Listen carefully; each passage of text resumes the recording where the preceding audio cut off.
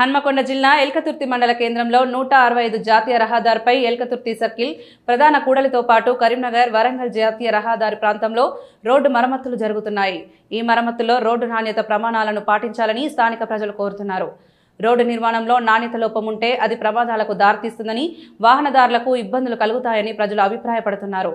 Road నిర్మాణం సమయంలో నిరంతర పర్యవేక్షణ ఉండాలని అధికారులకు సూచిస్తున్నారు। రోడ్డు వేసిన వెంటనే రోడ్డుకు ఇరువైపులా మట్టి పోయించాలని ప్రజలు కోరుతున్నారు। ఈ జాతీయ రహదారిలో రోజు వేలాది వాహనాలు రాకపోకలు సాగుతున్న నేపథ్యంలో హెచ్చరిక బోర్డులు, స్పీడ్ బ్రేకర్లు ఏర్పాటు చేస్తే ప్రమాదాల బారిన పడకుండా చూడవచ్చని సూచించారు। నమస్కారం, నేను శ్రీకాంత్ యాదవ్, ఎల్కతుర్తి బీజేపీ మండల అధ్యక్షుడు। ఇప్పుడు ఈ మీడియా కార్యక్రమం ఎందుకు మనం చేపట్టడం జరిగింది అని అంటే, హుస్నాబాద్ నియోజకవర్గ ఎమ్మెల్యే, రవాణా శాఖ మంత్రి పొన్నం ప్రభాకర్ గారు అదృష్టమా మరి ఏమని చెప్పాలో అర్థమవుతలేదు, కానీ మాకు ఎమ్మెల్యే అయిండు, మంత్రి అయిండు, మళ్ళీ అది కూడా రవాణా శాఖ మంత్రి అయిండు। 4 కోట్లు పెట్టి కూడా నిర్మించడానికి వాళ్ళకు డబ్బులు దొరికినాయి, కానీ దిక్సూచులు పెట్టడానికి డబ్బులు దొరకలేదు వాళ్ళకు।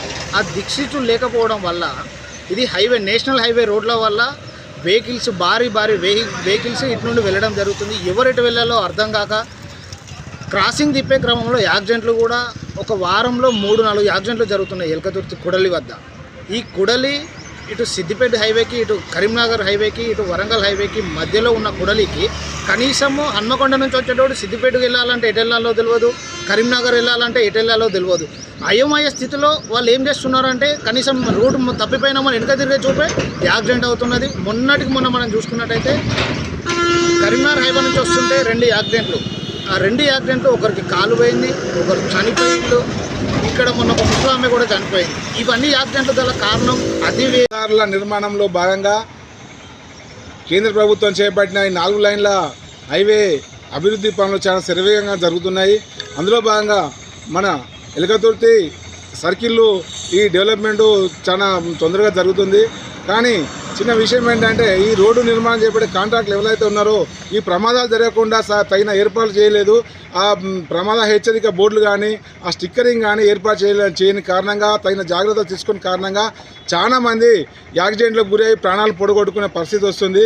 కనుక తొందరనే ఈ నేషనల్ హైవే వాళ్ళు చర్యలు తీసుకొని ఈ తగిన ఏర్పాట్లు చేసి ఆ ఎక్కడెక్కడ స్పీడ్ బ్రేకర్లు ఏర్పాటు చేయాలనో, ఎక్కడెక్కడ స్టిక్కరింగ్ చేయాలనో ఆ తగిన చర్యలు ఇమ్మీడియట్ తీసుకొని ప్రజల ప్రాణాలను కాపాడాల్సిన బాధ్యత వాళ్ళదే ఉంటుంది।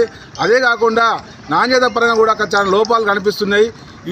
ఈ విషయాలన్నిటి మీద ఈ హైవే అథారిటీ వాళ్ళు తగిన చర్యలు తీసుకోకపోతే మేమే నేషనల్ హైవే అథారిటీకి కంప్లైంట్ ఇచ్చి వాళ్ళ మీద తగిన చర్య తీసుకోవడం జరుగుతుంది।